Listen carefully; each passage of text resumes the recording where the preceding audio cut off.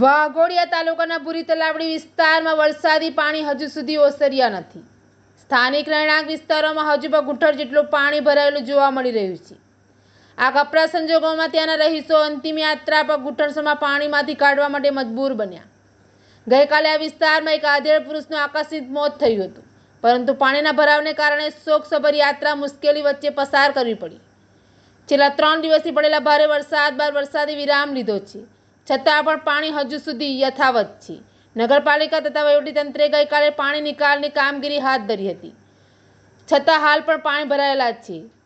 એડની સાથે રિપોર્ટ ધર્મેન્દ્ર ભાટિયા, વાઘોડિયા।